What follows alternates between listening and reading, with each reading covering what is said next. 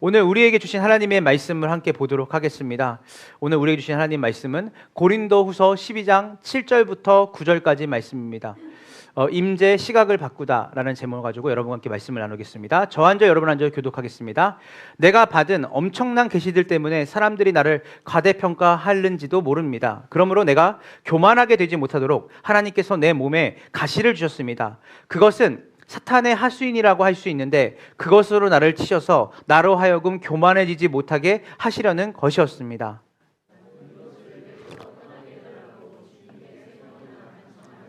합독할까요? 그러나 주님께서는 내게 이렇게 말씀하셨습니다. 내 은혜가 내게 족하다. 내 능력은 약한 데서 완전하게 된다. 그러므로 하기 위하여 나는 더욱더 기쁜 마음으로 내 약점들을 자랑하려고 합니다. 아멘. 여러분 요즘 참 바쁘시죠?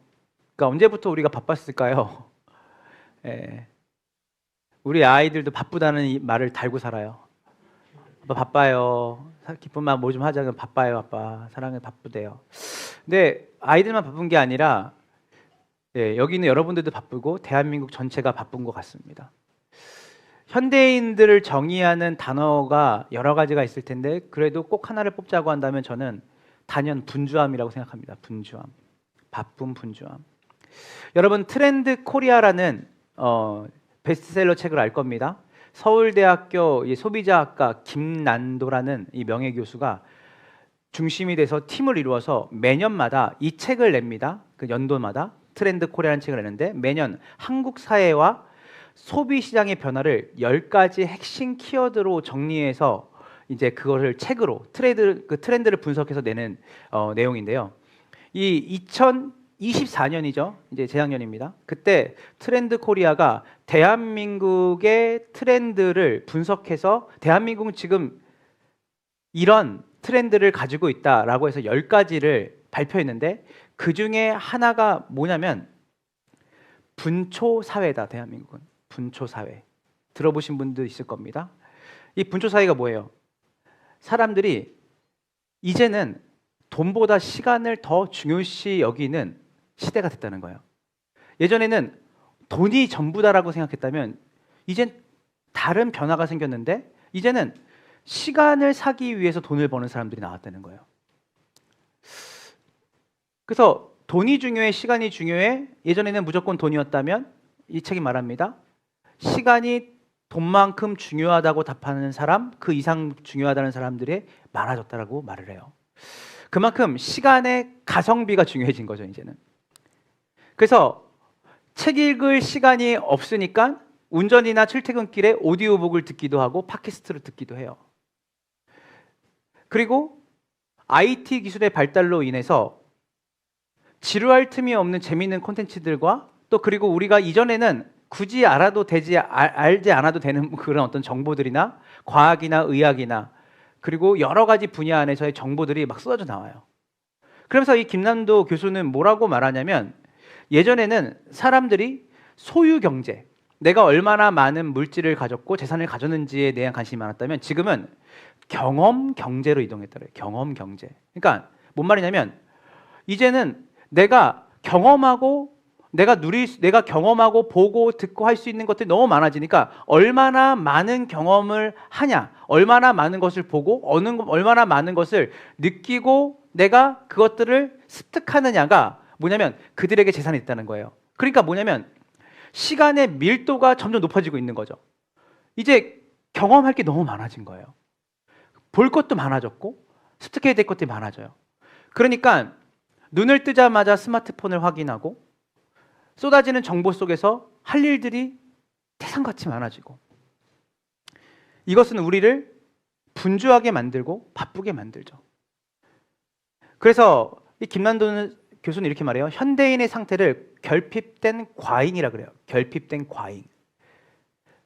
정보도 많고 관계도 네트워크가 넓어졌는데 정작 자기가 뭘 필요로 해야 되는지에 대한 정확한 정보 그리고 자기가 뭐 때문에 살아가야 되는지 존재적인 의식이나 이런 인식을 할 수 있는 시간이 사람들이 없다는 거예요. 과잉되어 있지만 과잉된 것처럼 보이지만 현대사회가 오히려 더 사람들을 결핍하게 만든다. 바쁘다 바빠. 바쁘다 바빠. 근데 그 바쁨이 궁극적으로 이 사람들에게 가장 중요한 것들을 빼앗아가는 거죠. 시간을 아껴야 되라는 말을 했지만 그 시간을 아끼지만 결국은 그 시간을 아낀다는 그 밀도가 궁극적으로 우리를 오히려 더 우리의 삶의 존재에 대한 인식과 사고에서 멀어지게 만든다는 거예요. 저는 이것이 단순히 이 트렌드 코리아에서 김난도 교수가 대한민국 전체가 지금 분초 사회다. 그러니까 시간을 너무 소중히 여기지만 정작 그 시간 속에 알맹이가 없다. 라고 말하는 그게 단순히 현대 사회의 문제일까요? 전 그렇지 생각하지 않아요. 바로 그 현대 사회의 정신이 저는 고스란히 교회에 들어왔다라고 생각합니다. 정보도 많죠. 이제는 우리가 챗GPT 그리고 설교의 홍수 속에 유튜브를 틀기만 하면 수많은 목사님들의 설교가 막 튀어나오죠. 그리고 너무나 쉽게 이제 우리는 두꺼운 성경책을 들고 가지 않아도 앱으로 성경을 볼 수도 있죠. 심지어는 이제 들을 수 있는 곳이 많아요. 그래서 성우들도 이제 성경을 녹음해서 이제 우리에게 들려주는 시대가 왔습니다. 그래서 너무 많이 우리가 하나님과의 커넥이 될 수 있는, 커넥트가 될 수 있는 것들이 너무 많은데 오히려 하나님과의 관계는 더 말라져 가고 비틀어져 가는 경우가 지금 우리에게 있지 않나 싶습니다. 어떤 분들은 아침 큐티를 2배속으로 듣는 분도 계시더라고요. 이거 10분인데 와 내가 시간 너무 없어. 그래서 이거 2배속으로 목소리를 뭉개지지만 않을 정도로 빨리 듣는 거. 성경도 보는 거는 너무 시간이 걸리니까 그냥 내가 설거지하고 할 거 하면서 그냥 틀어놔요. 왜요? 시간이 중요하니까. 그러면서 어느 순간 우리의 삶에 모든 것이 다 시간이 없다라는 이유로 다 축소가 되고 궁극적으로 신앙생활하는 우리의 모든 삶조차도 결국은 시간에 쫓겨서 하게 되어지는 일들이 너무 많은 거죠. 오늘 이 본문에 이 사도 바울은 우리가 만약에 하루의 사도 바울의 일상을 쫓아다닌다면 사도 바울이 얼마나 바쁜 사람이었을까 유추를 잠깐 해볼 수 있을 것 같아요. 바울은 유대 문화에 깊게 있던 사람이기 때문에 그는 규칙적인 기도 생활을 열심히 했을 겁니다. 그리고 그는 장막을 치는 일을 했어요.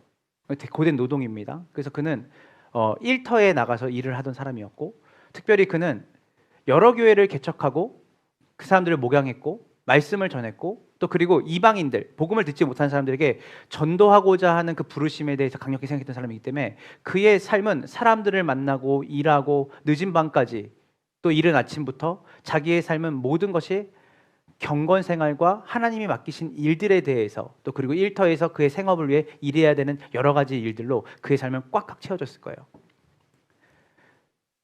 근데 우리가 바울의 하루를 생각해 볼 때 그는 굉장히 바빴고 그는 수많은 거리에 사람들을 만났고 그래서 우리는 볼 때 사역하려면 바울처럼 해야 돼. 적어도 교회는 몇 개는 개척해야 되고 그리고 하나님 앞에 이렇게 쓰임 받아야지라는 생각이 있죠. 왜냐하면 바울이 했던 업적과 그의 행동 때문이에요. 그의 삶의 바쁨을 우리는 귀하게 여기는 거죠. 그런데 사실 바울을 우리가 본받아야 될 이유 중에 가장 큰 것은 무엇이냐면 바로 오늘 본문이죠. 바울은 자신의 삶 가운데 뭐가 있었죠? 고통이 있었어요. 가시가 있었어요. 고난이 있었어요. 그런데 그 고통과 고난을 바울은 하나님께로 가져가는 사람이었다는 거예요. 그러니까 지금 무슨 말이냐면 바울은 하나님 앞에 자신의 삶의 문제를 가지고 머무는 사람이었다는 거예요. 저는 이 부분이 굉장히 중요하다고 생각해요.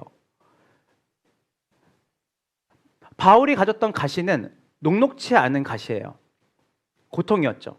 우리 지난번에 설명했지만 여러 주석가들은 이것을 안질이라고 말하기도 하고 간질병이라고 말하기도 하고 유대인 동족들이 유대인으로서 그리스도가 이단이죠. 그들한테는. 그러나 그리스도를 따르겠다고 결정했던 바울의 위치와 포지션 때문에 유대인 동족들의 살해 위기가 또 하나의 가시일 수 있다 해서 이 세 가지의 가시를 얘기해요. 유대인 동족들의 살해 위기 그리고 안질, 간질.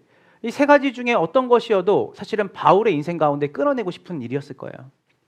끊임없이 하나님은 나한테 이렇게 정당하게 대하시지 않지? 내가 이렇게 열심히 사역하는데? 내가 열심히 이렇게 교회를 개척하고 복음을 뛰어들고 불철주야 일까지 하면서 이렇게 하는데 왜 하나님은 나한테 이런 일을 허락하실까? 이런 가시를 주셨을까? 그것을 가지고 그는 고난에 함몰되거나 그 고난 때문에 주님께서 맡기신 일들을 멀리하거나 자기의 삶은 나태함과 게으름으로 가시 핑계를 대지 않았어요. 오히려 바울은 그 가시를 들고 주님 앞에 머무는 시간을 가졌던 사람이에요. 몇 번 기도했다고 했죠? 3번이에요.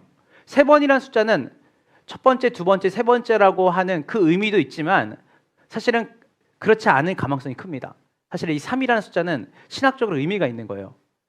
이 3은 뭐냐면 간절했다는 겁니다. 3은 자기의 삶에 온전히 이것에 자기의 삶의 문제를 이 하나에 다 가지고 품고 살 정도로 이 가시가 컸다는 의미도 있어요. 바울은 오늘 이 본문을 통해서 자기가 3번이나 간절하게 하나님 앞에 이 가시를 없애달라고 기도했는데 하나님이 그 가시를 첫 번째, 두 번째, 세 번째 다 없애지 않으셨죠. 중요해요. 사도 바울의 응답은 가시가 없어지는 게 없어지지 않았어요. 근데 오늘 본문은 참 재밌죠. 가시가 없어지지 않았는데, 고통이 없어지지 않았는데 바울이 기뻐해요. 신비죠. 오히려 그것을 자랑한다고 말해요. 오히려 그것이 있다는 것이 기쁘다고 얘기를 해요. 뭘까요? 바울은 자기의 삶에 있어서 가장 중요하게 여겼던 건 뭐냐면 바울이 교회를 개척하고 엄청난 일을 복음 사역을 하는 게 아니라 바울은 하나님의 임재를 경험하는 것을 자기의 삶에 최우선으로 여겼다는 거예요. 임재. 자, 임재의 뜻은 뭘까요? 우리가 명확한 정의를 내리고 가야겠죠. 우리가 임재, 하나님이 임재하신다. 우리가 임재를 누려야 돼. 임재는 따라해 보세요. 하나님의 함께하심. 그래서 이 임재는 하나님이 나와 함께 계신다는 것을 경험하는 거예요. 그 임재에 조금 더 들어가면 단순히 그냥 우리가 함께 하시는 게 아니라 그 함께 하심으로 인해서 내게 말씀하시고 나의 삶을 선하게 인도하시고 그리고 나의 삶을 적극적으로 다스리시는 함께 하심이에요. 그래서 바울은 자신의 삶 가운데 하나님이 함께 하신다는 것을 지식으로 가진 게 아니라 지혜로 가진 사람이에요. 지식으로 가진 사람은 이 지혜를 절대 이해할 수 없습니다. 하나님이 나와 함께 계신다라는 것, 나에게 말씀하시고 나를 인도하시고 나의 삶을 전적으로 그분이 다스리신다라는 것을 바울은 하나님의 앞에 머무는 그 시간을 통해서 깨달았던 사람이에요.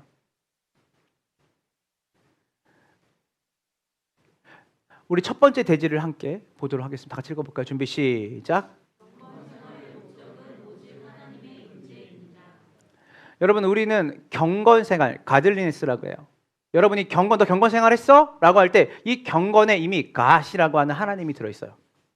그래서 이 경건은 목적이 있어요. 이 경건생활의 대표적인 게 뭡니까? 우리 기도와 말씀이라고 해요. 경건생활하고 있어? 너 기도하고 있어? 큐티하고 있어? 너 말씀 보고 있어? 너 기도하고 있어? 이게 우리 경건생활을 물어보는 어떤 체크리스트예요. 여러분, 중요해요. 기도 자체가 목적이 되면 안 됩니다. 말씀을 읽고 보는 게 목적이 되면 안 돼요. 오늘날 우리가 왜 성경을 입에 속으로 들을까요? 왜 우리가 기도할 때 기도는 짧고 식사는 길게, 식기도 짧게. 식기도가 의미 있는 게 왜일까요? 밥 먹기 위해서 기도할까요? 우리에게 주신 모든 것이 주님으로 나왔다는 것에 대한 감사함이잖아요. 우리는 뭐든지 다 짧게 해요. 왜 그럴까요? 기도 자체가 목적이 됐기 때문이에요. 밥 먹기 전에 기도해야 되니까. 그래도 교회에서 말씀 보려니까 말씀 봐야 되니까. 그러니까 그 목적을 가지고 기도하고 말씀 보는 사람들은 기도와 말씀을 통해서 능력을 경험하지 못해요. 기도와 말씀의 목적은 뭐냐면 하나님의 임재예요. 하나님이 나와 함께 계시는구나. 하나님이 우리 가정에 말씀하시는구나. 하나님이 우리 가정을 선하게 인도하시는구나. 내 안에 있는 이 고통과 아픔도 하나님의 손에 있구나. 하나님이 나를 외면하지 않으시고 나를 지켜보고 계시는구나. 그리고 하나님이 나를 다스리시고 계시는구나. 그래서 이 경건 생활은 경건 생활 자체가 목적이 아니라 이 경건 생활을 통해서 경건 생활에 실체되시고 존재되시는 그 하나님의 함께하심을 누리는 것이 경건 생활의 유일한 목적인지 믿으시길 간절히 소망합니다. 그래서 바울이 말해요. 자신의 몸에 있는 가시를, 고통을 제거해달라고 3번이나 간청해요. 아까 말했지만 3번은 단순한 숫자 이상이에요. 그가 할 수 있는 최선의 간절함이에요. 이 아픔과 고통을 가지고 안질이든, 눈이 안 보이는 안질이든, 자기의 몸이 자기의 결단과 의지와 상관없이 뒤로 넘어져서 벌벌 떨고 정말 눈이 뒤집어지는 그런 간질이든, 아니면 유대인 동족들이 호심탐탐 칼을 들고 죽이려고 하는 그 위기 속이든, 바울은 이것을 가지고 뭐 했냐면 도망치거나 회피한 게 아니라 그 문제를 가지고 하나님 앞에 머물렀다는 거예요. 이 어떤 문제, 내 안에 고통과 고난의 문제를 방치한 것도 아니고, 그것을 회피한 것도 아니고, 그것에 대해서 다른 방법으로 해석하려고 했던 것도 아니고, 하나님 앞에 나가서 하나님 이거 없애주세요. 하나님 이거 어떻게 제가 생각해야 되는 겁니까? 근데 고린도후서 12장 9절에 주님의 응답이 그에게 들려오죠. 다 같이 읽어볼게요. 준비 시작. 그러나 내 은혜가 내게 족하다.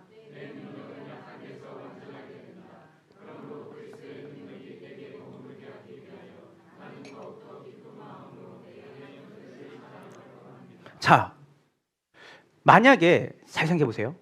바울의 이 경건이, 이 기도라는 경건 생활이 응답에 초점이 맞췄다면 바울은 응답이 실패한 거죠. 맞죠? 왜냐하면 가시를 없애달라고 기도했는데 응답이 뭐냐면 안 없애줄 건데 내 은혜가 내게 족하다. 이게 뭐냐면 바울아 가시고 살아라 이 말이에요. 그러면 여기서 우리 같으면 뭐예요? 실망이 올 거 아니에요. 응답을 안 하신 게 아니에요. 응답했는데 바울의 마음 가운데 하나님이 내 은혜가 내게 족하다. 그 가시를 가지고 살아라 했는데 바울이 뭐냐면 나는 너무 기쁘다. 여러분 이거 좀 약간 정신분열 같지 않아요? 그렇게 없애달라고 최선을 다해서 자기의 고통을 하나님 앞에 없애달라고 기도했는데 응답을 받았어요. 그거 안 가져가고 너한테 너가 지고 살게 할 건데, 근데 바울이 뭐냐면 내가 이 약점을, 이 가시를 오히려 기뻐하고 자랑할 거예요. 여러분 이게 뭐냐면 바울이 이 이야기를 여러분 잘 들어보세요. 하나님이 네 은혜가 내게 족하다 이렇게 똑똑히 사람의 언어로 얘기했을까요? 헬라어로 얘기했을까요? 히브리어로 얘기했을까요? 노진준이라는 목사님이 이렇게 얘기하시더라고요. 제가 그게 가장 설득력이 있었어요. 저한테 예전에 이 본문으로 설교를 하신 걸 제가 잠깐 들었는데 그거 이렇게 말해요. 이것은 하나님이 바울에게 목소리로 야 이렇게 얘기한 게 아니라 바울이 이 고통을 가지고 씨름하는 가운데 자기 안에 깨달음이 오는 거예요. 내가 이것이 나한테 복이었구나. 그게 뭐예요? 하나님이 주시는 경험의 세계에서의 깨달음인 거예요. 그래서 이것이 내게 있는 것이 내게 유익하구나. 이것은 우리가 인간의 언어로 막 듣는 귀로 말하는 그런 음성의 얘기 아니라 바울의 전 삶을 돌아보게 하시는 하나님의 은혜가 그에게 임한 거예요. 그리고 이 가시 때문에 자기가 하나님께 나아갈 수 있는 것을 복이라는 것을 바울이 깨닫게 하시는 하나님의 은혜가 있었던 거예요. 저는 우리가 응답이 목적이 되어지는 경건생활, 그리고 그 경건생활 자체가 목적이 되어지는 우리의 경건생활, 여러분 거기에는 실패가 있어요. 왜냐하면 내가 원하는 응답이 있거든요. 거기에는 실패가 있어요. 왜냐하면 그걸 하는 것 자체가 내 목적이기 때문에 그것 자체가 우리를 뭐냐면 피로하게 만들어요. 그래서 궁극적으로 뭐냐면 나 안에 유익이 아무것도 없다고 생각이 들어요. 근데 여러분 목적을 바꿔보세요. 하나님이 나와 함께 계시고 나에게 말씀하시는 것을 듣기 위해서 여러분이 기도한다고 생각해 보세요. 예배를 드린다고 생각해 보세요. 말씀을 본다고 생각해 보세요. 그래서 우리의 지금 드려지는 예배, 여러분의 삶의 예배, 여러분의 경건생활, 기도와 예배와 은혜의 수단으로 쓰는 모든 경건생활의 목적은 하나님의 임재, 나와 함께 계시는 하나님, 나에게 말씀하시는 하나님, 나의 가정을 인도하시는 하나님, 나의 가정을 향해 말씀하시고 나의 일터에서 말씀하시고 나의 학업의 현장에서 나와 함께 하시는 하나님을 경험하고 그분이 나에게 말씀하시는지, 어떻게 나를 인도하시는지를 듣는 것, 그분이 함께 하심을 지식이 아니라 실적으로 경험케 되어지는 것이 내가 기도하는 목적이고 내가 예배를 드리는 목적이고 내가 말씀을 보는 목적이다라고 할 때 여러분 삶 가운데 4배속, 3배속 못할 겁니다. 왜냐하면 임재가 목적이니까. 듣는 게 목적이 아니라, 빨리 듣는 게 목적이 아니라, 체크리스트를 하나를 띄는 게 목적이 아니라 주님 만나야 되니까. 저는 여러분의 경건이 체크리스트를 넘어서 친밀한 하나님과의 만남이 있는 임재가 있는 경건 생활이 되길 주님 이름으로 축원합니다. 그러면 목사님 알겠어요. 그래요. 하나님을 만나야 되는군요. 하나님을 함께 하시면 누려야 되는군요. 근데 그렇게 하나님이 함께 계신 걸 누리는 것을 통해서 우리가 얻는 게 뭔데요? 그냥 뭐 하나님 이렇게 하나님이 나와 함께 계시는군. 이것이 나한테 주는 유익이 뭡니까? 그래서 정확히 두 번째 대지로 넘어가요. 우리 다 같이 한번 읽어볼게요. 준비 시작. 하나님의 임재 안에 우리가 머무를 때, 하나님이 함께 하심을 우리가 경험할 때 가장 놀라운 기적은 뭔지 아세요? 환경이 바뀌는 게 아니에요. 가시가 없어지는 게 아니에요. 여러분, 가시가 없어지는 것이 하나님의 임재의 결과면 여러분, 우리는 하나님의 임재를 거의 경험하지 못한 거잖아요.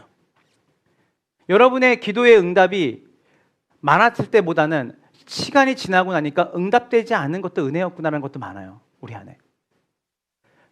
하나님의 임재를 단순히 우리의 소원이 성취가 되고 우리의 환경이 바뀌는 것이 응답이 아니라 이 임재가 가져오는 가장 큰 기적은 뭐냐면 나의 시각이 하나님의 시각으로 바뀌는 거예요.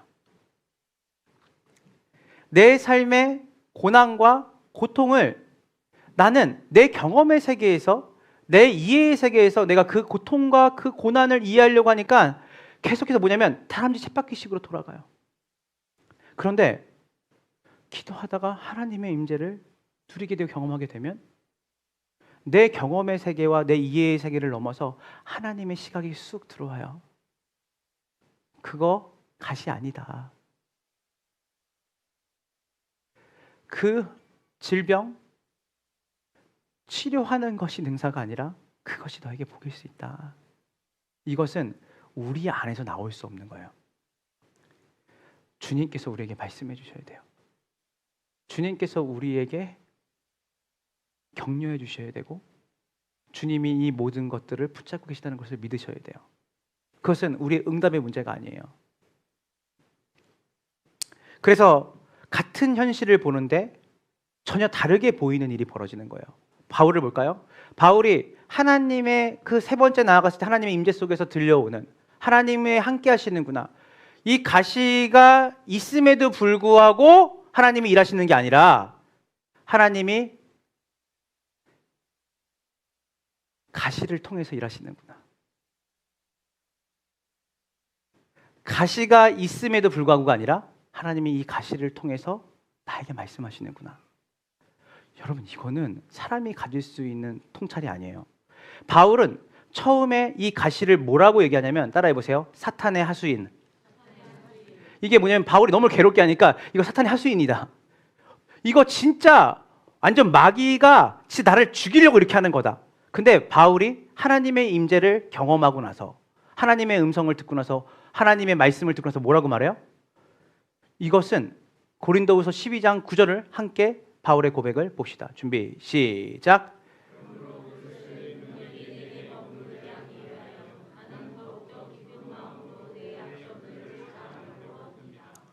바울이 하나님의 임재를 경험하고 나서 그 가시는 자신을 교만해서 지켜주시는 하나님의 손길로 보기 시작해요. 놀랍지 않아요? 문제가 사라진 게 아니에요. 근데 문제를 해석하는 눈이 달라졌어요, 바울에게. 그리고 뭐라고 말하냐면 그리스도의 능력이 내게 머무르게 하기 위해서 하나님이 이 가시를 알게 주신 거예요. 이 말은 의역하자면 이런 거예요. 내가 이 가시 때문에 하나님을 더 사랑하고 의존하게 하시려고. 여러분, 이거는 응답을 하면 더 사랑할게요, 응답하지 않으면 저는 좀 이게 아니라 오히려 이것 때문에 내가 하나님을 더 사랑하게 하시려고 하셨구나. 깨달음이 온 거예요. 여러분, 깨달음이 주는 기쁨이 있거든요. 여러분 진짜 기도하고 말씀 보다가 하나님이 나의 임재 가운데 나를 초대하셨을 때 우와! 지금까지는 저주요, 지금까지는 풀어야 될 숙제처럼 느껴졌던 게 그 숙제를 풀어주지 않음으로 인해서 이 문제 때문에 내가 하나님께 나아갈 수 있었구나. 이것 때문에 내가 방탕하게 살지 않을 수 있었구나. 이것 때문에 내가 하나님을 지푸라기로 잡는 심정으로 하나님을 잡고 있었구나.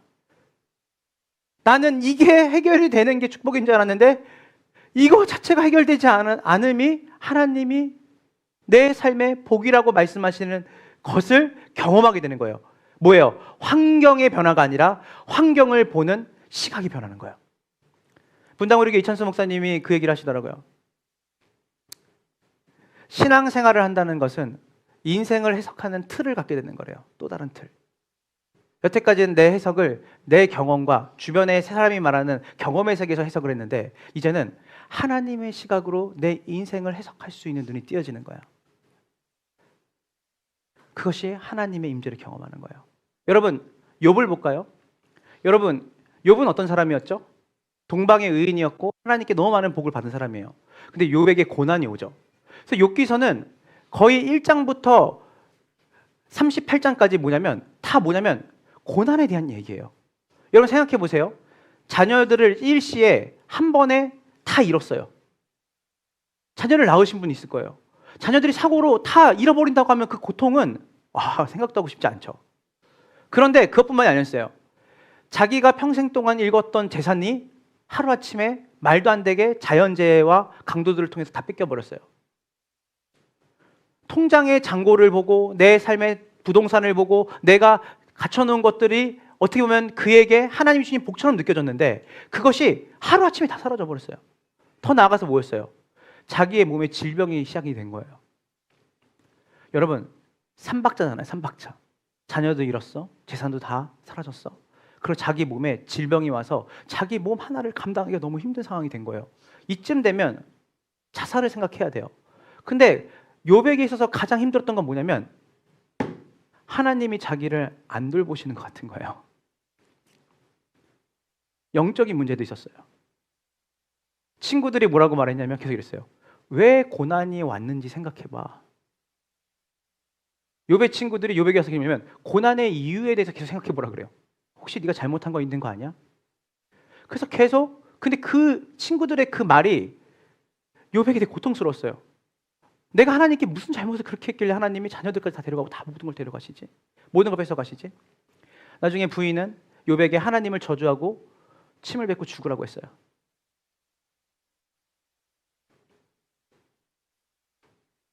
마지막에 욥은 자기가 태어난 날을 저주해요. 욥은 못 지켰어요. 그 고백을 하고 욥은 죽었을 거예요. 사실은. 마지막에 욥이 극한까지 와요. 그래서 내가 어미의 배에서 태어나는 날 그날을 없애줬으면 좋겠습니다. 하나님. 너무 삶이 고통스러운 거예요. 그런데 반전이 일어나요. 욥기 38장 4절을 한번 다 같이 볼게요. 준비 시작. 그토록 많이 알면 고난의 이유에 대해서 계속 물어보는 친구들과 마지막에 욥의 질문에 하나님이 폭풍 속에서 나타나세요. 나타나서 욥에게 한마디예요. 이때부터 반전이 시작이 돼요.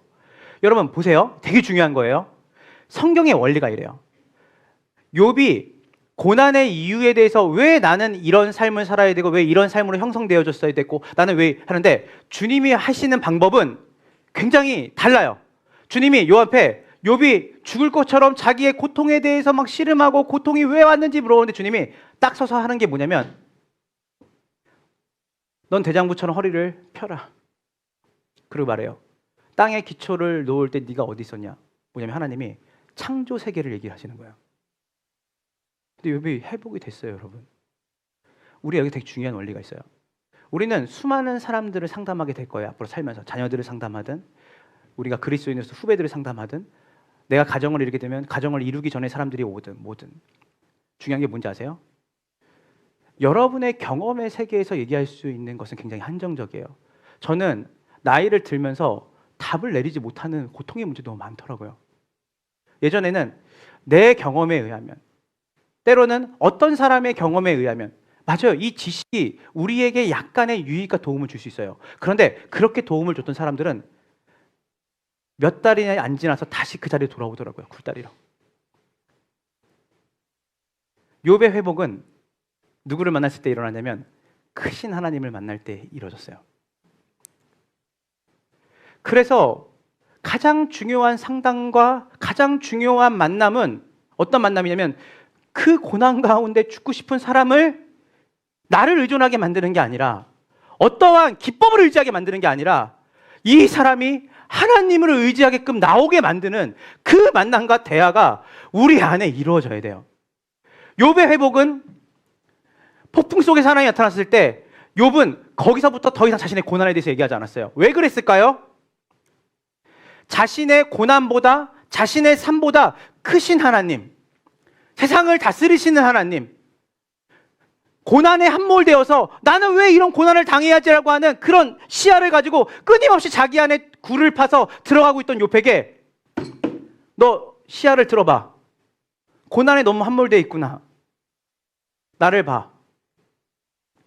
너의 생명이 어디서 왔니? 너의 소유가 어디서부터 왔지? 땅의 기초를 놓을 때 넌 그때 존재하지도 않았다. 저 바단 야람을 볼래? 저 거대한 짐승들을 봐라. 네가 만들었냐? 내가 만들었다.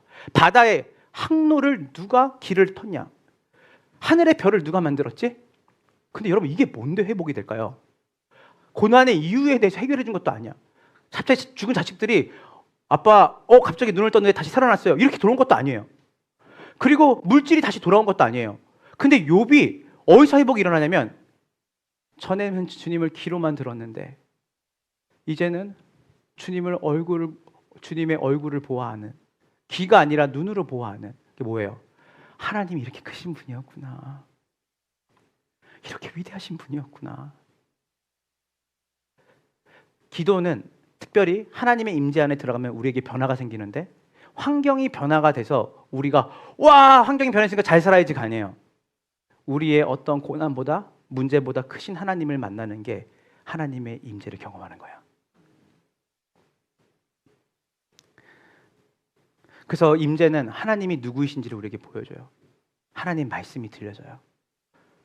가시 때문에 나갔는데 가시보다 크신 하나님, 가시를 선용하시는 하나님, 가시는 절대 하나님의 선하신 계획과 목적을 해칠 수 없다라는 것을 깨닫게 하시는 하나님. 내가 얼마나 광대한지 아냐? 나의 계획이 얼마나 큰지 아냐? 제가 예전에 주일학교 사역을 했는데 그러니까 좀 이렇게 환경이 안 좋은 애들이 있었어요. 부모님의 환경이 별로 안 좋고 그래서 거의 방치되기시피 하는 청소년들이 있었는데 걔네들 데리고 이제 수련회를 가는데 그러니까 제 안에도 소망이 사그라들어가는 거죠. 왜냐하면 얘네들의 환경이 너무 좋지 않아요. 가출을 밥 먹듯이 해. 저한테 돈 꺼달라고 얘기를 되게 많이 하는데 애들이 2,000원만요. 큰 돈도 아니야. 3,000원만요. 그거 가지고 뭐 하려고. 그냥 어디 들어가서 뭐 이렇게 먹고 좀 며칠 버티려고요. 그러니까 교회를 좋아서 와요. 근데 얘네들 데리고 수련회 가는데 얘네들 기도하려고 하는데 내 마음에 소망이 전혀 안 생기는 거예요. 어차피 이거 끝나고 돌아갈 곳은 정해져 있잖아요. 근데 제가 이제 거기서 이제 기도하는데 이제 애들한테 붙어서 기도를 하라는 거예요. 손을 대고 같이 사역자들 기도해 주려는데 기도하는데 하나님이 저한테 뭘 보여주냐면 끝도 없이 펼쳐져 있는 바다를 보여주셨어요. 바다. 이 아이들에 대한 내 계획이 이렇게 크다. 너는 지금 이 아이들이 가지고 있는 가시, 고난, 상황 때문에 이 아이들을 네 경험의 세계에서 가둬놔서 얘네들이 살 수 있을까를 말하지만 내가 얘네들을 불렀고 내 계획은 바다보다 넓다. 와, 내 안에 가슴이 벅차게 터질 것 같은 거예요. 하나님 얘를 어떻게 사용하실까? 하나님 얘를 어떻게 얘를 통해 일하실까? 임재는요. 문제보다 크신 하나님을 보게 만들어요. 다윗을 볼까요? 여러분 시편 57편 7절을 다 같이 볼게요. 시편 57편 7절 준비 시작. 나는 내 마음을 정했습니다. 나는 내 마음을 확실히 정했습니다. 내가 노래하며 여러분 이 배경이 사무엘상 22장 2절이에요. 어떨 때인지 알아요? 아둘람 굴에 여러분 아둘람 굴은 어떤 곳이죠? 대표적인 굴이죠. 사울이 다윗을 그 당시에 이스라엘의 왕이 다윗을 죽이려고 했어요. 정적을 없애려고 한 거죠. 다윗이 도망치다가 어느 굴에 숨어들었어요. 그 아들란 굴을 제가 나중에 한번 가보고 싶은데, 거기 숭지순례 갔다 오신 분들이 뭐냐면 이렇게 고개를 이렇게 들어가는 게 아니라 거의 막 반쯤 몸을 폴더처럼 접어서 들어가야 되는 곳이래요. 그러니까 우리가 서가지고 있을 수 있는 곳이 아닌 거예요. 그냥 거기서 이렇게 쪼그리고 앉았어야 되는데 거기서 언제 자기 자신이 죽을지도 몰라요. 왜냐면 세상의 가장 큰 권력자가 칼을 들고 찾아다니고 있었잖아요. 근데 다윗이 자기만 잘 숨어 있어도 좋을 것 같은데 그 얘기를 다윗이 어디 있는지를 기가 막히게 알고 누가 몰려드냐면 빚에 시달리는 사람들, 원통하고 억울한 일을 당하는 사람들이 다 몰려들기 시작해. 도움이 일절 안 되는 사람들이에요. 다윗한테. 뭔가 군사가 되어주거나 이 사람들이 뭔가 자기 힘이 되어주는 사람이 아니라 오히려 자기가 이 사람들 때문에 더 마음이 상할 수 있는, 정치적으로든 뭐로든. 근데요, 그때 다윗이 이 굴에서 고백했던 말이 뭔지 아세요? 아까 봤던 시편 57편 7절이에요. 뭘까요? 하나님, 나는 내 마음을 정했습니다. 뭐예요? 내가 노래하겠습니다. 내가 찬양하겠습니다. 자, 여기서 다윗이 했던 행동이 뭐예요? 환경을 분석하지 않았어요. 나는 왜 이 동굴에서 나는 살려면 이 동굴이 뭘로 이루어졌을까? 이 동굴의 성분은 뭘까? 또 때로는 나는 왜 이렇게 쫓김 받고 있지? 나는 이런 삶을 살아야 되지? 우리 아버지 이세의 죄 때문일까? 아니면 내가 어릴 때부터 막내 아들로 태어났고 내가 밉보여가지고 나는 목동으로 사는 그런 외로움과 고통과 그런 결핍이 지금 나한테 이어져서 지금도 이런 삶을 그것들이 만들어낸 건 아닐까? 이렇게 분석하지 않았다고요. 다윗은 환경을 분석하지 않았고 자기의 처지를 환탄하지 않았어요. 57편 7절에 보면. 여전히 이 고백을 할 때는 다윗의 환경과 상황은 그대로였어요. 중요해요. 그대로였어요. 그런데 다윗의 마음이 확정됐다고 해요. 왜 그럴까요? 바울은 동굴 속에서 하나님의 임재를 경험했거든요. 하나님이 이 동굴 안에서도 함께 하시는구나. 여러분의 삶에 동굴이 있을 겁니다. 나 하나도 감당하기 힘든 그 삶의 위협이 있는데 내가 책임져야 될 사람들 너무 많아. 그래서 눅눅해. 동굴은 굉장히 메타포죠. 그냥 실질적으로 동굴은 동굴이지만 역사적으로도 이 동굴이 가지고 있는 의미가 있어요. 터널은 끝이 있잖아요. 동굴은 끝이 없어요. 보이지 않아요. 절망밖에. 근데 다윗이 그 동굴을 벗어나기지도 않았는데 노래를 부르기 시작해요. 하나님의 임재가 임하잖아요. 그러면 동굴이 사라지지 않아도 현실은 그대로여도 우리 안에 안식이 시작이 돼요.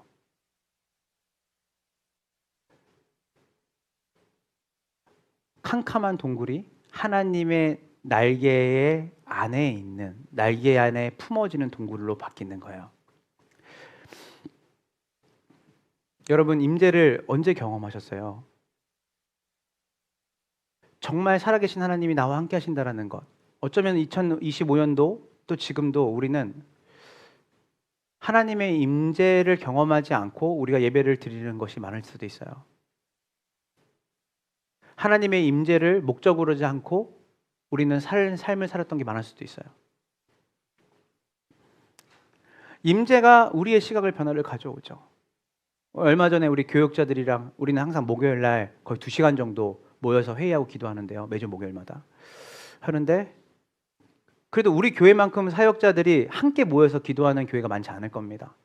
왜냐면 여러분들 그래서 그런 기도 받고 사는 거예요. 지금 일주일에 우리 주일 아침에도 여러분이 오는 안전과 건강, 여러분이 예배자로 올 수 있는 걸로 가지고 우리가 얼마나.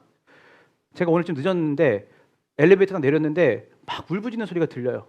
조영래 목사님 막 들려 막 기도하고 있구나. 그래서 제가 들어갔는데 되게 뜨거워. 이산화탄소가 너무 여기 깝깝하게 막 있어요. 목요일 날도 우리 맨날 뭘 하냐면 기도 제목이 뭔지 알아요? 이 밤에 우리 성도들 한 명 한 명 다 신방 갑시다. 기도로. 여러분 매주마다 신방 받으시는 거예요. 기도로. 근데 그렇게 하다가 지난주 말씀을 우리가 꼭 나눠요. 사역자들끼리도. 근데 한 분이 이런 말을 해요. 자기가 가시죠. 이 문제가 해결됐으면 좋겠는데 하나님이 이걸 놓고 수년을 기도했는데 해결이 안 되는 거예요.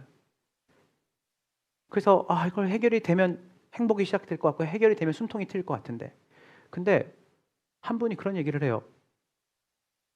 지난주에 설교 듣고 또 곰곰이 자기가 기도하면서 생각해 보니까 그러니까 하나님의 임재를 경험한 거죠.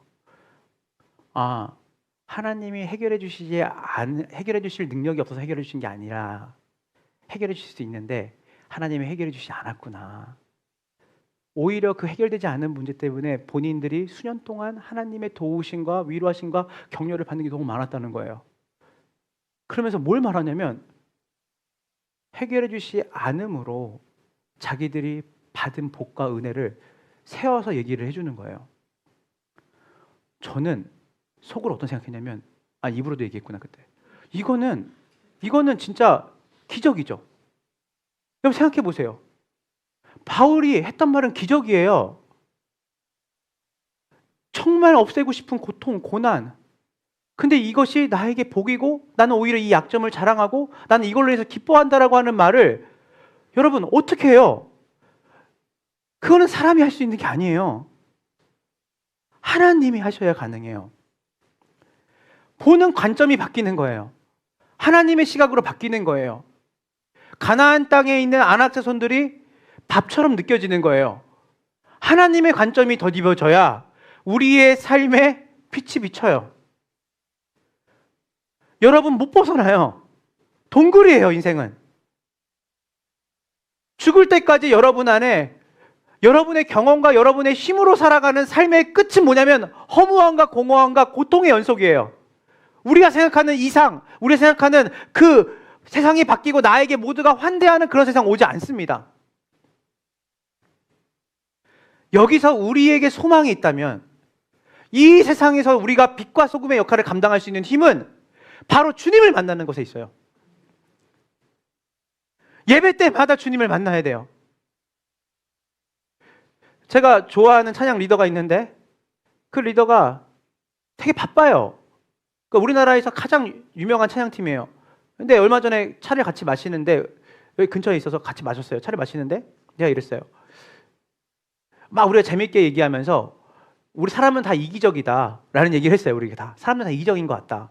제된 본성 아닐까요? 막 얘기를 나눴는데 목사님 한 분하고 그 리더하고 셋이 같이 차를 마시는데 이 리더가 이런 말이에요. 목사님, 저는 사실은 제가 다른 어떤 거에서는 이기성을 드러내지 않는데 저는 한 가지 이기성을 드러내요. 이 찬양 리더가 말하는 거예요. 뭐냐면 자기는 찬양 사역자라서 할 게 너무 많대요. 예배 때.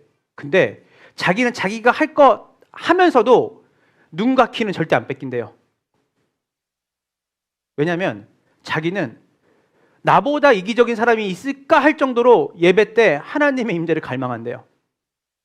뒤에 누가 오든 옆에 누가 뭐 하든 자기가 할 역할을 하고 자기는 하면서도 계속해서 이 예배 가운데 하나님, 여기 있는 모든 사람들 중에 제가 하나님의 임재를 가장 많이 누리기 원합니다. 그래서 이 사람이 이런 일들을 하는구나. 이 사람이 능력이 아니었구나. 하나님의 임재를 이 사람은 누리려고 몸부림치는구나.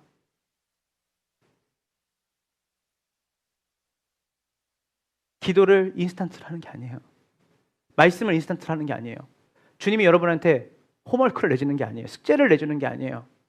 체크리스트를 해서 네가 얼마나 나를 사랑하는지를 너가 행동으로 보여라고 해서 A부터 C까지 체크하시라는 게 아니라 하나님 말씀이 명확해요. 네 힘으로 못 살아. 나를 만나야 돼. 내가 너와 함께 있다는 것을 네가 들어야 돼.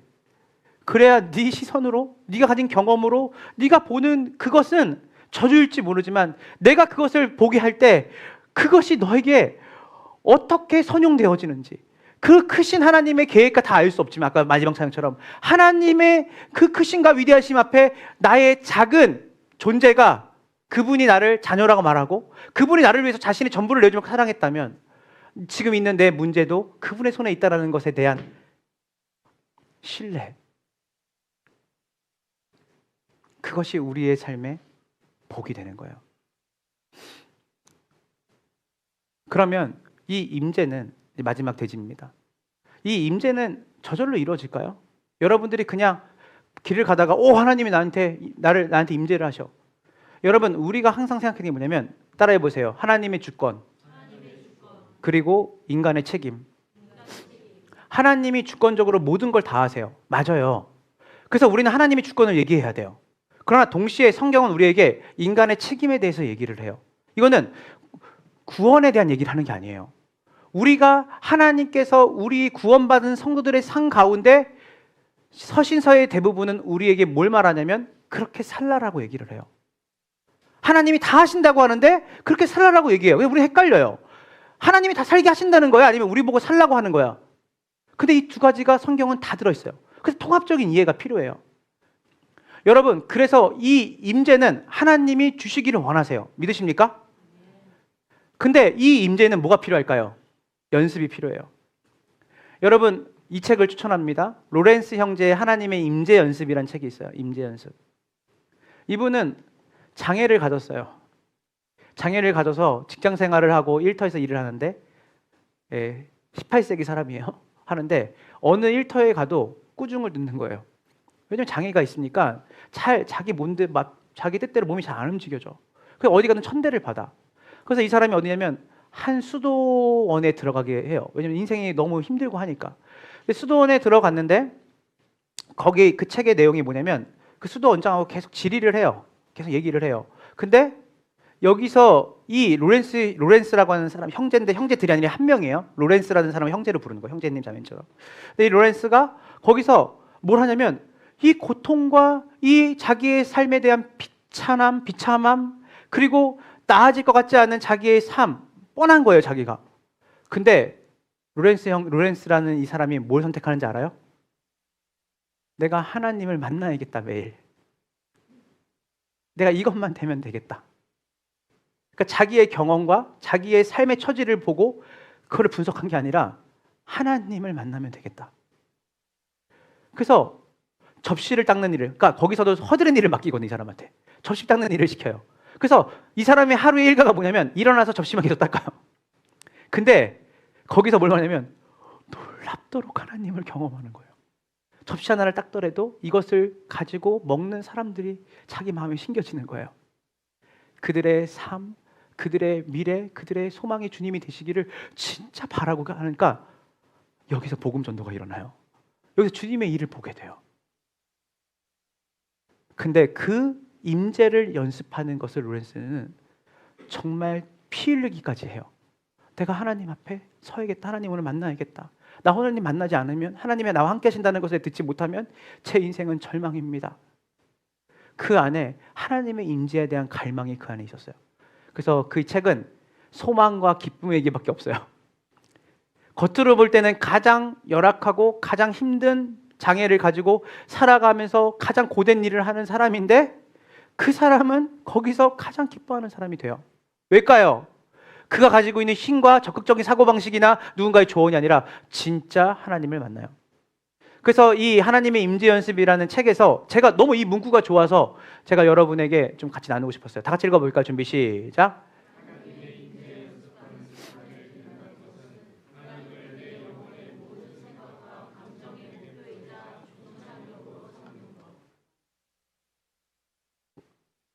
내가 임재 연습을 하는 이유는 이 습관을 들여야 되는 건 뭐냐면 내 생각과 내 감정이 나 자신이 되거나 주변에 있는 환경이 되지 않고 하나님의 생각과 하나님의 감정을 내가 갖는 게 내 목표이자 종착역입니다. 그래서 저는 임재 훈련을 해요. 여러분, 임재를 경험하고 살아가는 사람은 못 당합니다. 못 당해요. 왜냐하면 그에게는 그 임재의 경험이 있잖아요. 막 복잡한 얘기하고 어려운 얘기 하는데 다 들어요. 듣더니 하는 말이 뭐냐면 너 하나님하고 멀어져 있구나. 하나님께 나가면 너 살 수 있어.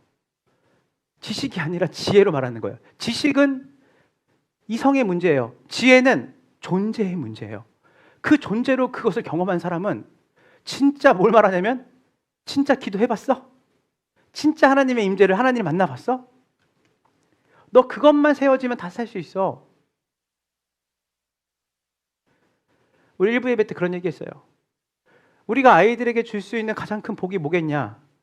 한 주 동안 하나님의 임재를 경험한 그 사람이 아이들 앞에 하나님이 너희를 얼마나 사랑하시고 얼마나 너희에 대한 계획을 가지고 계시는지를 그 사람이 주중에 그 하나님을 통해 경험된 사람이 아이들에게 말씀을 텍스트로 준비해서 읽어주는 게 아니라 그 경험을 얘기할 수 있는 교사. 제가 신앙생활하고 목사님들, 담임 목사님들 저는 많이 모시지 못했지만 제가 인상 깊었던 목사님들은 항상 뭐였냐면 진짜 하나님을 만난 경험을 늘 얘기해 주셨어요. 내가 말씀을 읽는데 하나님이 나한테 교만하다고 말하더라고. 저번에 또 조성환 목사님, 하나님이 성아가 네가 첨단 규식에서 가장 큰 죄인이다. 그 얘기를 하시면서 너무 진지하게 웃지도 않으시고, 그래서 내가 심장이 덜컥 내려앉아서 주님, 제가 가장 큰 죄인입니다. 제가 누구를 정죄하고 내가 누구를 말할 게 없습니다. 근데 내가 너를 사랑한다.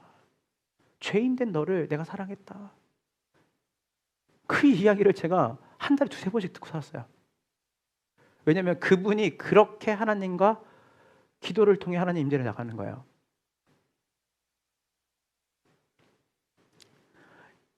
세상의 효율성은 우리에게 계속 말해요. 하나님께 머무는 시간도 신속, 정확하게, 효율적으로 가져. 여러분, 하나님이 우리와 만나시는 그 시간은 여러분이 밀도 있게 효율성을 가지고 만나는 시간이 아니에요. 주님을 기다리는 시간이에요. 주님 앞에 내 마음을 내려놓고 주님의 시각으로 던지는 시간이에요. 시간을 주세요. 주님 앞에 연습하셔야 돼요. 누가복음 10장에 보면 마리아가 나옵니다. 마르다와 마리아. 예수님이 그 집에 자주 방문하셨어요. 성경을 보니까. 근데 어떻죠? 마르다가 예수님 오신다고 하니까 어때요? 되게 분주해요. 와, 예수님 오시는데 예수님 이런 거예요. 예수님 과일은 감을 드릴까 딸기를 드릴까? 예수님 발을 씻겨야 되는데 물은 정수기 물이 좋을까? 냉수가 좋을까? 온수가 좋을까? 뭐 예수님인데 이 마르다가 막 분주하니까 예수님한테도 짜증이 나고 자기 동생한테 짜증이 나는 거예요. 왜냐면 저는 뭐까지 느껴졌냐면 예수님이 오시는 것도 이 사람한테는 일인 거예요. 기쁘지 않아요. 왜냐면 일이 늘어나는 거니까. 예배가 일이 돼요. 예배가 오는 게 어느 순간 나한테 주일이가 예배 가야지. 내가 그 직분 맡았으니까 가야지. 때로는 내가 그 역할을 맡았으니까 해야지. 예배가 일이 돼요. 분주해요. 그리고 일을 안 하는 사람을 보면 화가 나. 근데 마르다와 다르게 마리아는 예수님이 딱 집에 들어오자마자 예수님께만 시선이 고정되어 있어. 예수님이 저 소파에 앉으시면 따라가. 예수님이 배고프고 예수님 뭐 한 거 신경 안 써. 마르다의 온통 관심은 예수님 발치에 앉아서 예수님 음성을 듣는 거예요. 예수님을 보는 거예요. 제가 마지막에 늘 기도할 때, 설교 기도할 때 전하는 자나 듣는 자나 한 성령 안에 겸손하게 주님 말씀을 듣게 달라는 건 뭐냐면 제가 배제당하고 싶지 않아요. 전 여러분한테 웅변하는 게 아니니까. 말씀을 제가 듣는 거니까 하나님 앞에.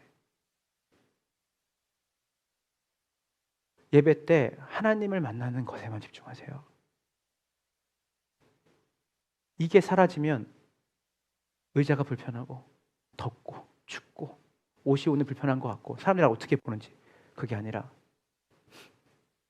예수님 계시는 그곳에 제 눈도 예수님에게만 집중되기를 원합니다. 말씀을 마무리하고 이제 기도할 텐데요. 처음에 이런 임재 연습을 할 때 막 여러 가지 복잡한 생각이 내 머리를 막 흐트러뜨릴 거예요. 아, 기도하면서 주님 만나고 싶고 주님이 함께 하신다는 걸 알고 싶은데 한 5분 10분 하면 아, 오늘 아닌가 보다. 아, 그냥 나는 그냥 지금 시간도 너무 없는데 누구를 만나러 가야 되고 볼 것도 OTT 볼 것도 있고 또 운동도 해야 되고 뭐도 해야 되고 다 해야 되는데 이런 시간이 어디 있어? 그냥 빨리 짧게. 그래서 우리는 항상 짧고 효율성 있는. 근데 여러분 하나님의 임재 연습에 로렌스 형제가 말해요. 양에서 질이 나옵니다. 여러분 모르는데 양에서 질이 나옵니다. 주님 앞에 머무르세요. 바쁘다고 해서 주님 앞에 머무는 시간을 짧게 가져가면 인생의 해석이 안 돼요.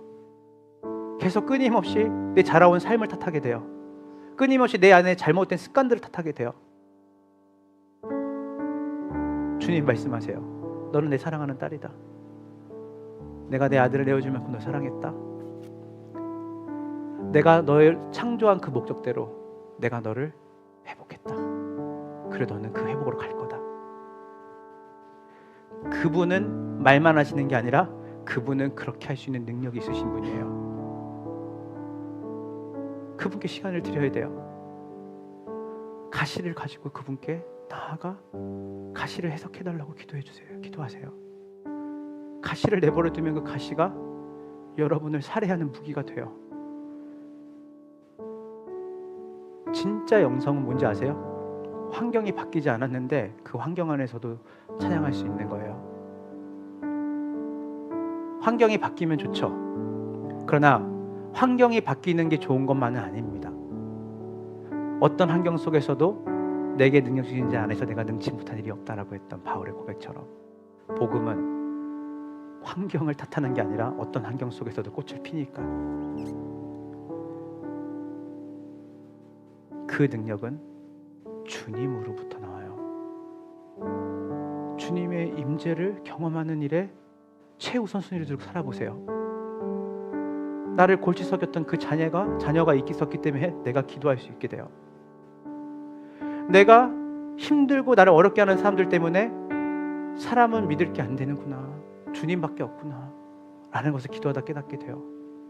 가난의 문제가 저주고 심판인 줄 알았는데 그 가난 때문에 주님 앞에 한 발 더 한 발 더 나가고 그 가난도 유익이구나라고 말할 수 있는 고백이 내 삶에 어떻게 오겠어요? 하나님의 관점이, 하나님의 선하심이 우리에게 들어오는 거예요. 모든 것을 만들고 지으신 분이 여러분을 뭐라고 말하냐면 너는 내 딸이다, 내 아들이다. 그분이 우리의 삶의 가시를 우리를 죽이려고 두셨겠어요? 그걸 허용하셨겠어요? 살리시려고 주신 거예요. 근데 이게 지식으로는 잘 이해가 안 되고 지식으로도 이해가 된다 해도 이게 나한테 지혜로 다가오지 않아요. 그래서 여러분 머물러야 돼요. 하나님께 시간을 들이셔야 돼요. 골방으로 들어가세요. 그리고 불을 끄고 하나님 앞에 머무세요. 그리고 많이 우세요. 간절히 간청, 바울도 간청했잖아요. 왜냐라는 질문보다 하나님이 이 상황도 돌보십니까? 하나님도 이런 내 마음을 아십니까? 하나님 이 상황을 주님이 모른 척 하시는 건 아니겠죠? 왜라는 질문보다는 하나님이 이 상황을 돌보고 계시는지를 물어보세요. 100% 응답이 옵니다. 네 머리로는 다 이해할 수 없지만 내가 이 상황을 다 보고 있다, 다 헤아리고 있다. 근데 신기하죠? 그거 들었는데 해결이 돼. 주님이 알고 계시는구나, 주님이 이 상황을 붙잡고 계시는구나. 나는 모르는 줄 알았는데 주님이 날 버리셨는지 알았는데 그렇지 않구나. 내 약함이 주님의 강함이 되는구나, 자랑거리가 되는구나. 그 놀라운 것, 그것이 바로 임재가 주는 선물이에요. 한 주 동안 다른 어떤 것보다 하루에 5분이든 10분이든 양에서 질이 나오는데 너무 길게 가져가지 마시지. 여러분들이 내가 30분은 내가 하나님 앞에 머무는 시간을 반드시 가져서 내 인생의 숨구멍이 트이리라. 제가 이제 연초니까 회의가 많아요. 회의가 많아서 여러 팀을 만나는데 이번 주에 한 팀을 만났어요. 한 팀을 만났는데 교회에서 만났어요. 우리 교회 말고 다른 교회였어요. 회의를 한 2시간 정도 했어요. 하는데 서울이니까 제가 4시에는 나와야 안 막히고 여기 올 수 있어요. 근데 4시 반이 된 거예요. 회의하다 보니까. 그래서 가다가 막히겠다 하는데 한 자매가 이런 말해요. 목사님, 저희 헤어지기 전에 예배당 가서 같이 모여서 같이 기도하고 가면 어떨까요? 제가 마음에 빨리 가야 되는데 왜냐면 할 게 너무 많으니까 가서. 근데 기도하자는 사람을 제가 무슨 수로 제가 이겨요? 기도해야죠. 그래요. 예배당에 가서 그럼 나는 어떤 마음이었냐면 한 가지 기도하고 마침 기도하고 가야겠다 하는데 웬걸 이 사람들이 기도가 안 끝나. 기도하는데 막 간절하게 기도하는데 그러다가 나도 마음을 놨어요. 그래 나도 기도해야겠다 더. 그러다 기도가 5분이 되고 10분이 되고 15분이 되고 20분이 되고 30분이 40분이 됐어요. 눈물이 너무 나서 고개를 못 들겠더라고, 창피해서. 근데 다 그렇게 눈물이 났어요. 근데 우리가 회의하면서 있었던 여러 가지 문제들이 많았거든요. 이걸 어떻게 해결해야 될까? 그래, 기도하자 하고 그냥 지식으로 그냥 기도해야지 하고 해줬는데, 진짜 기도하니까 하나님이 우리 안에 더 사랑하고 더 넉넉하게 행하고, 그리고 그 문제보다 크신 하나님을 우리에게 보여주셨어요. 동일하게. 그래서 헤어질 때 너무나 우리가 밝고 기쁜 마음으로, 야, 이래서 기도해야 되나 봐요 라고 하는 마음이었어요. 하나님이 함께 하심을 누리는 것은 이 정도입니다. 머리를 맞대고 4시간 5시간 이야기하는 것보다 우리가 할 수 있는 얘기하고 그보다 더 이상을 하나님께 나아가 하나님의 임재 앞에 머무르는 연습을 할 때, 여러분이 할 수 있는 일이 아니라 그분만이 할 수 있는 일을 그분이 여러분 삶 가운데 이뤄가세요. 여러분의 존재를 새롭게 하세요. 그 길로 나아가는 이번 한 주간의 복된 여러분의 경건, 시각이 변하는 놀라운 복이 여러분의 삶 가운데 있기를 주님으로 축원합니다. 축원합니다. 우리 시간 다 같이 함께 기도하고 찬양하고 기도하며 나갑시다.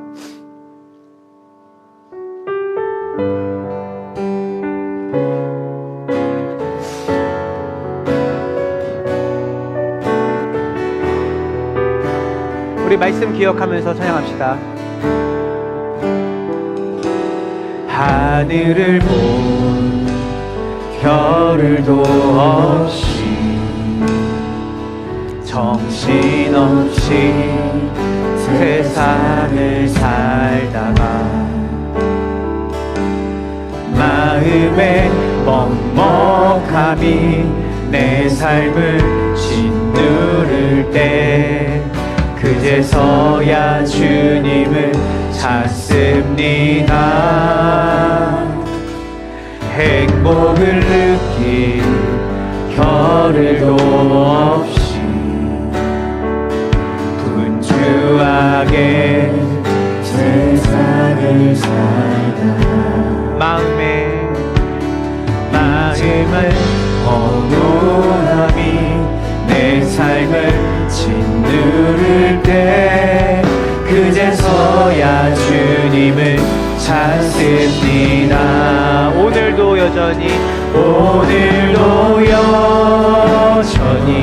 주님은 그 자리에서 우리를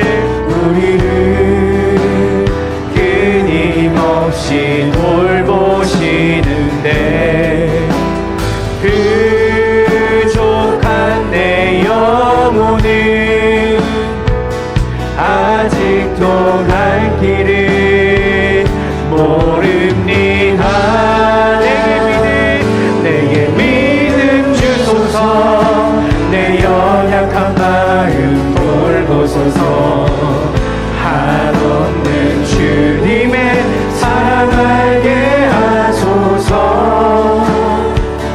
영원까지 그의 백성 지키시는 우리 하나님 바라보며 살게 하소서. 우리 한 번 더 찬양합시다. 하늘을 본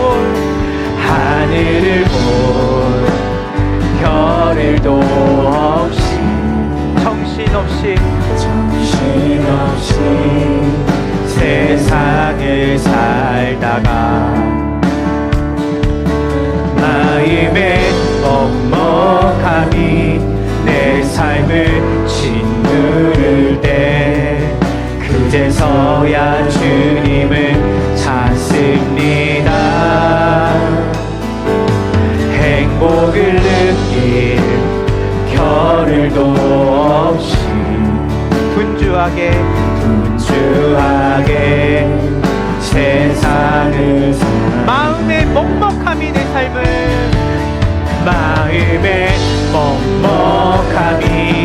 내 삶을 짓누를 때, 그제서야 주님을 찾습니다.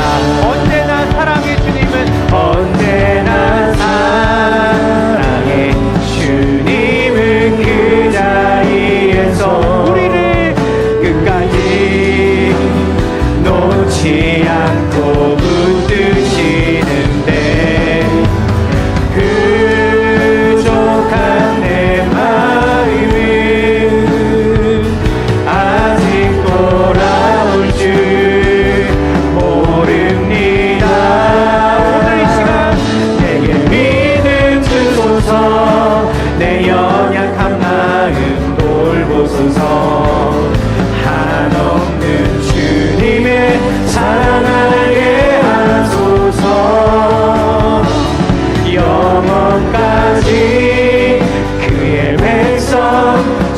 지키시는 우리 하나님 바라보며 살게 하소서. 내게 믿음 주소서. 내 연약한 마음 돌보소서. 한없는 주님의 사랑하게 하소서. 영원까지 그의 백성 지키시는 우리 하나님 바라보며 살게 하소서. 내게 믿음 주소서. 내 연약한 마음 돌보소서. 한없는 주님의 사랑 알게 하소서. 영원까지 그의 백성 지키시는 우리 하나님 바라보며 살게 하소서. 우리 마지막으로 우리 목소리로 내게 믿음 주소서.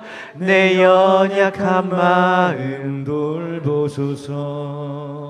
한없는 주님의 사랑 알게 하소서. 영원까지 그의 백성 지키시는 우리 하나님 바라보며 살게 하소서. 우리 이 시간 다 같이 눈을 감을까요? 주님이 늘 우리에게 말씀하시기 원해요. 로렌스가 주님, 저는 장애가 있고 제 삶은 미래가 없고 저는 늘 조롱거리로 제 인생의 연수를 보낼 것 같습니다. 소망이 제게 없습니다. 주님의 임재를 저에게 경험할 수 있는 은혜를 주십시오. 제가 그 자리를 만들겠으니까. 주님 주시기를 기뻐하시는 주님, 인격적으로 우리와 상호 소통하기 원하시는 주님, 제가 마음을 열어 주님을 원합니다. 로렌스야, 내가 너를 사랑한다. 내가 너를 귀하게 여긴다. 너의 그 장애가 조롱거리로 끝나는, 그리고 그것을 저주하고 그것을 비탄해하면서 살아가는 삶이 아니라 오히려 내가 너와 더 가까이 있고 싶어서 내가 너를 그 장애를 주었다. 이거는 신비죠. 신비예요. 누가 그렇게 말하면 그건 상처가 돼요. 그러나 로렌스는 하나님과의 관계에서 그것이 경험되어지고 깨달아졌어요. 그래서 그는 평생을 그 수도원의 그 누구보다 열심을 가지고 수도를 했던 사람들보다 가장 큰 기쁨으로, 가장 큰 평안으로 그의 삶을 보냈어요. 오늘 우리에게 이 새해에 부족한 게 뭐가 있습니까? 여러분, 뭐가 그렇게 바쁘세요? 우린 뭐가 그렇게 분주하죠? 우린 뭘 그렇게 지키기 원하고, 우린 뭘 그렇게 밀도 있게 보내려고 하죠? 하나님, 거룩한 낭비가 시작되는 한 주가 되기 원합니다. 우리 안에 시간을 거룩하게 낭비하게 하여 주십시오. 하나님 앞에 머무르는 거룩한 낭비. 세상이 볼 때 효율적으로 해. 말씀도 기도도 효율적으로 보고 그냥 빨리빨리 2배속 4배속으로 기도도 빨리 우리가 뭘 하기 위해서 기도하는 거지 빨리 기도 끝내 라는 마음이 아니라, 하나님 머무르겠습니다. 주님 만나는 그 시간 낭비하겠습니다.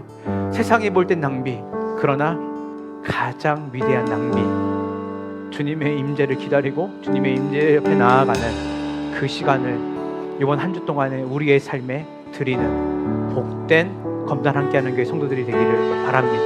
그래서 오늘 이 시간 다 같이 함께 기도할 때 주님의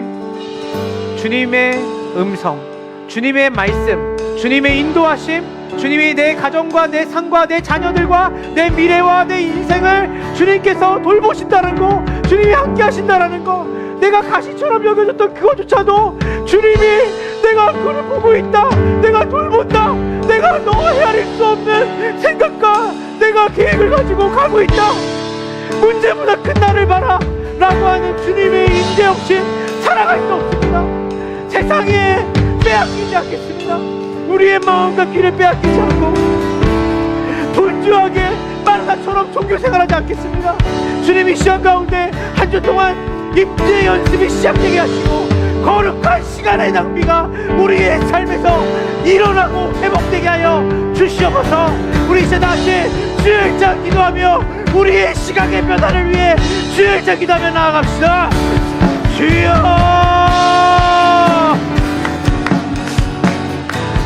또 하나님, 우리의 마음과 심령을 숨이 막히고 해결된 기미가 없는 것들, 하나님, 우리 안에 거룩한 시간의 낭비가 일어나게 하소서. 거룩한 시간의 낭비, 세상에 효율과 주님의 말씀을 듣기 원합니다.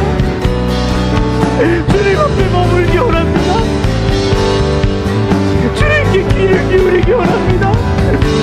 우리의 삶의 상황에 내 경험과 내 속에 있는 것들로 바라보지 아니하고 하나님의 말씀 앞에 서기 원합니다. 주님께 시간을 드리고 주님 앞에 나아가기 원합니다. 우리를 끝까지 지키시는 하나님, 욥의 회복은 하나님을 만날 때 있었습니다. 바울의 가시에 대한 해석은 하나님을 만날 때 해석이 됐습니다. 다윗의 환경과 삶에 대한 소망은 하나님을 만날 때 있었습니다. 우리 안에 주님과 주님의 인도 앞에 나아가는 결단이 우리 한 주간의 삶 가운데 있을 수 있도록 인도하여 주셔서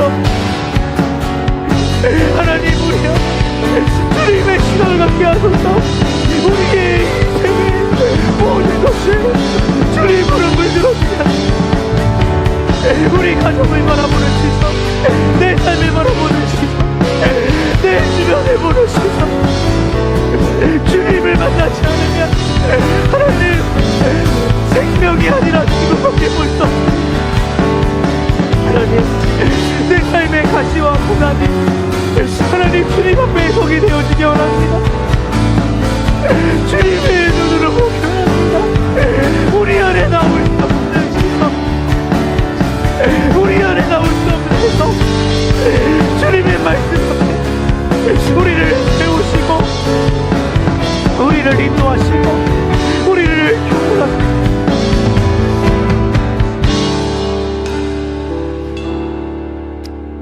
하나님, 감사합니다. 복된 주일, 임재, 시선을 바꾸다. 하나님, 우리 안에 적극적으로 내 삶을 돌파하기 위해서 여러 가지를 몰두하고, 때로는 내 삶에 있는 그 가시, 관계, 재정, 질병의 문제, 헤어날 수 없는 그 가시들, 그것이 세상의 눈으로 해석이 되어지고 내가 가지고 있는 내 경험으로 해석이 되어질 때 하루하루 사는 것이 지옥이고 하루하루 살아가는 것이 내 안에 큰 도전이 됩니다. 하나님, 우리 검단 함께하는 교회 성도들이 우리로부터 나올 수 없는 소망, 우리로부터 나올 수 없는 인생의 해석의 틀, 가나안 정탐꾼들이 12명이 갔다 왔지만 그 중에 2명만이 저들은 우리의 밥이라고 말했던 하나님이 함께 하시면, 하나님이 함께 하시면 저들은 우리의 밥입니다. 하나님의 임재가 있다고 한다면 저들은 거인들이 아니라 메뚜기와 같습니다. 저들은 우리의 밥과 같습니다 라고 고백했던 것처럼 우리의 삶에 다 헤아릴 수 없는 우리의 삶의 고통의 문제, 하나님, 주님 앞에 나아가 주님께 해법을 묻게 하시고 주님으로부터 위로를 받고 주님으로부터 주님이 선하신 계획을 가지고 우리의 삶을 인도하신다는 것을 경험케 되어지는 그 하나님과의 만남, 하나님의 함께 하심을 누리는 복된 임재가 이들의 한 주간의 거룩한 시간의 낭비를 통해 이들의 삶 가운데 놓여지게 하여 주시옵소서.